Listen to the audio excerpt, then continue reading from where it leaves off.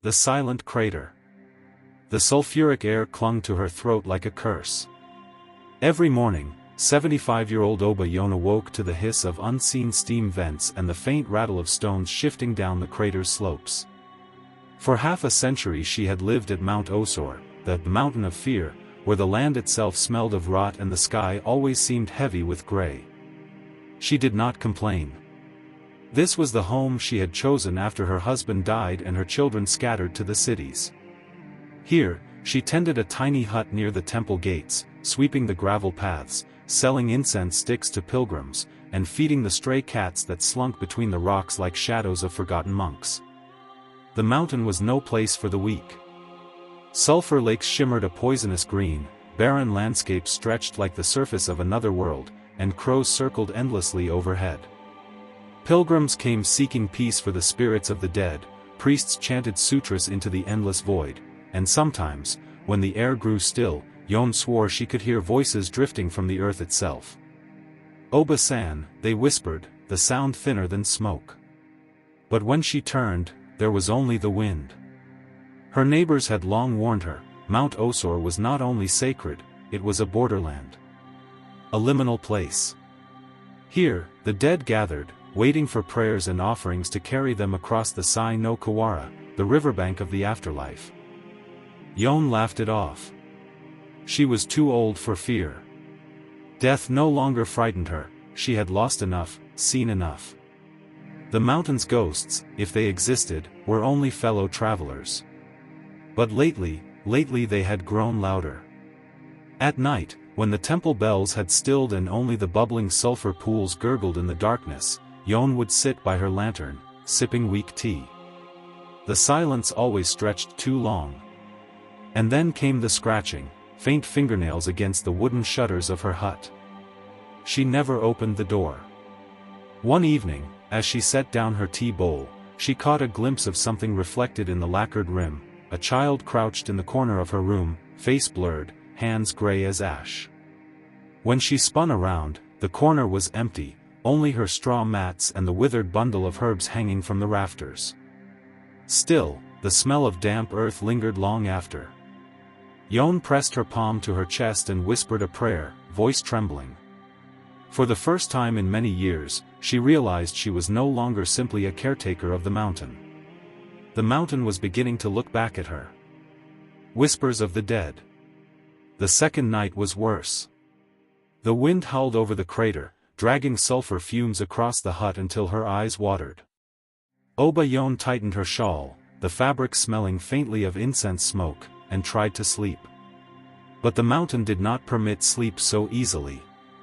It began with a child's laughter. Soft, breathy, just outside her paper walls. Her heart clenched. She had heard many things in her decades on Mount Osore, the shuffle of pilgrims in the morning, the chants of priests, the restless shifting of crows at dusk. But laughter, no child had visited this mountain in months, not since the last memorial ceremony. She pulled her blanket to her chin and whispered, "Go home. You should not linger here." The laughter ceased.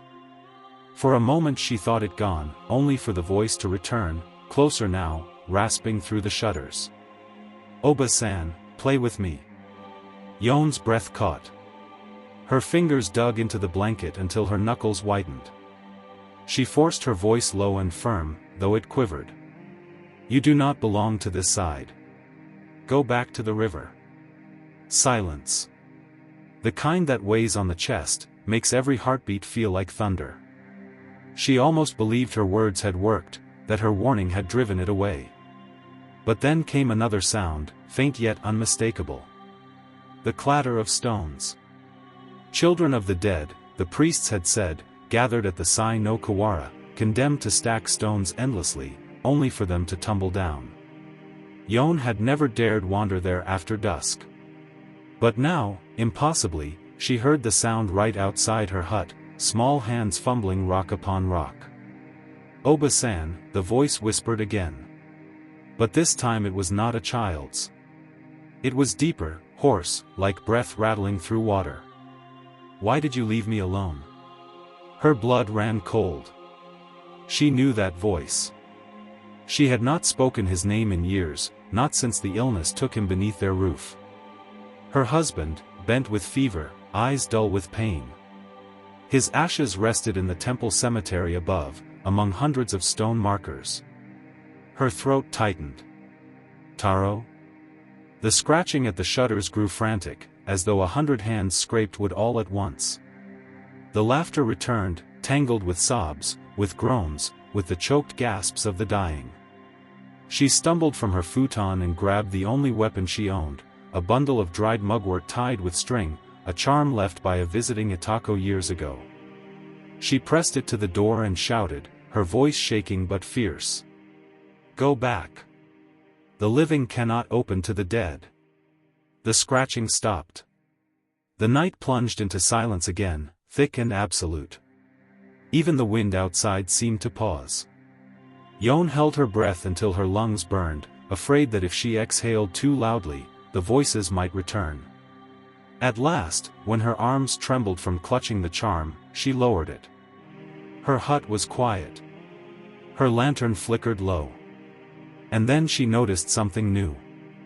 On her tatami mat, just at the threshold, lay a neat stack of tiny stones. 7, balanced one atop the other, though she had no stones inside her hut. She stared until the lantern flame quivered and died. In the darkness, she thought she heard the stones topple. The river of souls. The morning came pale and hollow. When Obaa Yone opened her shutters, the sulfur mist had rolled thick across the valley, masking the temple rooftops in a sea of white. The cats she fed daily did not appear. Even the crows, usually perched on blackened branches, were gone. The mountain was emptied, as though it had given itself over fully to the dead. Her eyes fell to the tatami just inside her doorway. The stones were still there. 7 of them, stacked impossibly neat, no larger than the bones of a sparrow. She had hoped the dawn would dissolve them, but the little tower stood firm, its base sinking slightly into the straw mat. She did not touch them. She would not dare. Instead, she stepped outside and walked toward the river. Every soul who lingered on Osore knew the tale. Children who died too young, before they could repay their parents' love, were sent to the dry banks of the Sai no Kawara. There, they stacked stones to build towers to reach salvation. But demons roamed the banks, toppling their work with iron clubs, forcing them to begin again. Only prayers, offerings, and the compassion of Bodhisattva Jizo could shield them. The path down to the river was cracked and silent, her sandals crunching on pumice. Yone's joints ached, but she moved steadily, as though guided. She had never gone alone before. Always with monks, always with pilgrims. But now she felt a pull she could not resist, the voices of the night still lingering in her ears. When she reached the riverbank, her chest tightened. The Sai no Kawara stretched gray and endless before her, its pebbles smooth and cold, the river itself a sluggish vein of black water. Mist curled low over the stones, but through it she saw them, countless little towers, some tall, some crumbling, all built from the hands of the unseen. And among them, children. Not flesh, not fully. Shapes of them. Blurred silhouettes squatting in silence, their small hands moving pebbles one after another. Their faces had no detail, only pale ovals of grief. When one tower toppled, the faintest sob broke the air, carried like a breath across the mist. Yone pressed her hand to her mouth. Every hair on her arms rose. Then, one of them turned. It had no eyes, no mouth, yet she felt it look directly into her. The little figure's head tilted, and it raised one hand, beckoning. Her knees weakened. She wanted to run. But her legs carried her forward, deeper onto the stones. The cold seeped through her sandals, crawling up her shins like wet hands. The child's figure did not move closer. Instead, it crouched and began stacking stones again, slowly, deliberately. And with each pebble, Yone felt the air thicken with sorrow, as though every tower pressed the weight of grief onto her shoulders. She stumbled to her knees. Why are you calling me? The river answered. A ripple spread across the black water, and from its surface rose a whisper, dozens of voices overlapping, children, men, women, all tangled. You left us. You prayed too little. You forgot our names. Yone clutched her chest. Her husband. Her ancestors. Even the babies she had lost in childbirth decades ago, never held, never buried with proper rites. All of them, pressing in from the water, from the stones. Forgive me, she cried, bowing so low her forehead struck the pebbles. I never forgot. I only grew old. The river's voices swelled. The towers began to crumble all around her, stones cascading, dust rising. The figures blurred and twisted, hands reaching toward her, dozens of little gray hands clawing at her sleeves, her shawl, her hair. Then, through the chaos, a shape appeared on the opposite bank. A monk, bald and still, holding a staff topped with brass rings. His robe shimmered faintly, though no wind stirred it. At his side stood a small statue of Jizo, carved of stone, its round face calm, lips curved in the faintest smile. The moment Yone saw him, the children fell back. The river's voices quieted. The crumbled towers stilled. The monk raised his staff and spoke, though no breath stirred his lips. Not yet, grandmother. The dead may beckon, but you still walk. Her vision blurred with tears. She reached a trembling hand toward him. But, they're waiting. They're so cold. Can I not help them? The monk's image flickered, like a lantern flame in the wind. Help comes with prayer, not flesh. Return before they claim you. And just like that, he was gone. Yone found herself kneeling alone among the stones. The children had vanished. The towers stood silent again. The river ran black, unbroken. She staggered to her feet, her whole body shaking. The sulfur mist closed around her as she turned back up the path, clutching her shawl tight. But when she returned to her hut, her breath caught in her throat. The stack of stones inside her doorway had grown. Not 7 now. 21. The return of the Atako. By the third day, Obaa Yone felt her age more sharply than ever. Her bones ached as if the river's cold had seeped into them. Her breath wheezed when she walked. Even her shadow, stretched long over the sulfur-stained ground, seemed thinner, fainter, as though the mountain were feeding on her. She tried to sweep the temple path as she always did, but each time her broom scraped the gravel she heard whispers between the bristles. The voices were not words anymore, only sighs, sobs, fragments of laughter. She dropped the broom at last and pressed her palms over her ears, tears burning her eyes. It was then that she heard the bell. Not the bronze bell of the temple, but a small hand bell, ringing soft and steady. She froze, heart leaping. That sound, it had been years since she heard it. Through the mist, a figure appeared. An old woman in layered robes, eyes shut tight, her sockets sunken. In one hand she carried the bell, in the other a rosary of wooden beads. Her steps were slow but certain, each one guided not by sight but by something older, deeper. Yone whispered, Itako. The blind mediums of Mount Osore. Few remained now, the tradition had nearly vanished. But Yone had seen them when she was younger, women who spoke with the dead, who let spirits ride their tongues until the living received their messages. Many called them frauds. Yone had never doubted them. The woman halted before Yone's hut. Without opening her eyes, she tilted her head toward the stacked stones at the threshold. 21, still balanced perfectly. They have marked you, the Atako said, her voice a rasp like rust on metal. Yone's mouth went dry. Who? The restless. The forgotten. The little ones from the river. They come because you have walked too close. They have found the crack in your soul. The Atako crouched, her fingers tracing the air just above the stones. Though she did not touch them, the tower shivered as if trembling under her breath. "Obaa-san," she said softly, "you must leave this mountain." Yone gripped her shawl tight. "Leave? I have nowhere else. My children, they don't want me. This is my home." The Itako's bell gave a single chime, sharp as glass. "Then you will not live much longer. The mountain does not give home. It only takes." For a moment, silence pressed between them. Yone stared at the blind woman's face, her shut eyes, her wrinkled mouth, the exhaustion in her posture. And beneath it, something worse, a look of pity. "What do they want from me?" Yone whispered. The Itako lifted her chin. Her shut eyes moved behind their lids, as though she were watching something no one else could see. "They want your warmth," she said. "They want your breath, your heartbeat. They want to climb upon you like stones upon stones until their towers rise high enough to cross. But they will never finish. You will only crumble together." Yone's knees nearly gave way.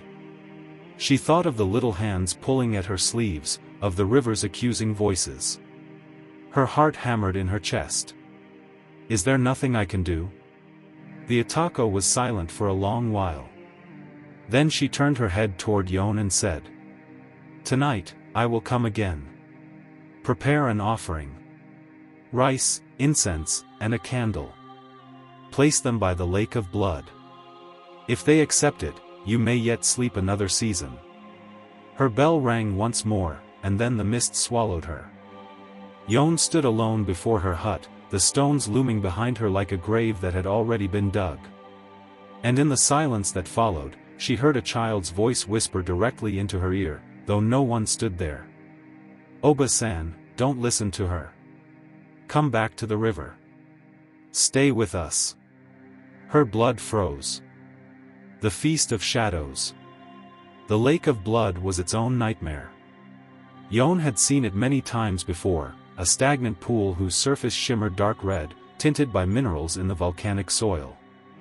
Pilgrims whispered that the water was not earthborn at all but fed by the endless wounds of the damned. Standing on its banks, one could not tell if the red gleam was reflection or the true color of the depths. That night, Yone came barefoot, clutching a small bundle. Rice in a lacquered bowl. 3 sticks of incense. A single white candle. Her hands trembled, though she tried to steady them. She had told herself she was too old to fear anything. But as the mist closed around her and the hiss of sulfur bubbled from unseen vents, her courage felt as brittle as ash. The Itako was already waiting by the lake. She stood motionless, robes hanging loose like funeral cloth, her eyes shut as ever. The bell in her hand swung gently, chiming with no wind. "You came," she said, though her face turned away. "As you told me," Yone whispered, setting the bundle on a flat stone. Her voice was thin, her throat dry. "Do you think it will be enough?" The Itako did not answer. Instead, she knelt and placed both hands over the offering. Her lips moved, forming sutras in a low, guttural rhythm. The incense flared to life as if touched by unseen fire. The candle's flame bent sideways, though no breeze stirred. Yone felt her skin crawl. The air thickened with the stench of rot and wet soil. From the surface of the lake rose faint ripples, though no stone had fallen, no fish disturbed it. The Itako's voice deepened. Her throat worked, strained, as if something else were speaking through her. "They are here." And then Yone saw them. Shapes wading up from the lake, gray figures, half-formed, their bodies dripping with red water that steamed against the night air. Some were small as children, others tall and crooked, with faces stretched long and eyeless. Their mouths opened in silence, but Yone heard them anyway, whispers that brushed her ears like insects' wings. Hungry, cold, forgotten. The figures pressed toward the offering, clustering around it. Small hands clawed the rice, stuffing it into mouths that swallowed nothing. Ashen faces bent over the incense smoke, inhaling it like lifeblood. The candle flame flared, then split into many, each shadow feeding upon its light. Yone staggered back, bile rising in her throat. This is wrong, this is not prayer, this is feeding. The Atako's body shuddered. She threw back her head, and when her mouth opened, it was not her voice that poured out but dozens at once, layered and shrieking. We are hungry. The lake churned. Red waves lapped the stones. More figures rose, hundreds now, crawling from the water, dragging themselves across the bank. Their hands clutched at Yone's ankles, cold and wet. She screamed and stumbled, but they swarmed faster, voices keening. Obaa-san, you are warm, share it, let us in. The Atako's body convulsed, her shut eyes leaking black tears. Her bell clanged wildly, though she did not move her arm. She was no longer guiding the ritual, she was trapped in it, drowned by the very spirits she had summoned. Yone tried to pull free, kicking at the hands clutching her, but more rose. Little hands, child hands, nails gray and broken, tugging her down. Their eyeless faces pressed close, their mouths moving without sound, yet in her mind their cries tore through her skull. Stay with us, Obaa-san, don't leave us again. Her breath came in ragged sobs. She clawed at the ground, dragging herself away, but the shadows were endless, pulling her back toward the lake. The offering bowl shattered. The candle fell and hissed into the blood water. Darkness deepened. Then, through the chaos, a new sound rang out, the bronze temple bell, deep and sonorous, rolling across the crater like thunder. The spirits recoiled. The shadows shrieked without sound and stumbled back, collapsing into the water. The lake stilled. The mist thinned. Yone gasped, chest heaving, as the hands vanished from her skin. She was alone again on the bank. Almost. The Atako lay slumped on the ground, her bell broken, her rosary scattered across the stones. Her chest no longer rose. Her face was twisted, her mouth wide in a scream that had never ended. Yone staggered toward her, weeping. But when she touched the Atako's hand, it was cold as stone. And then she saw it, beside the woman's body, a new stack of pebbles. 7 stones, perfectly balanced. Not for the children this time. For her. The last offering.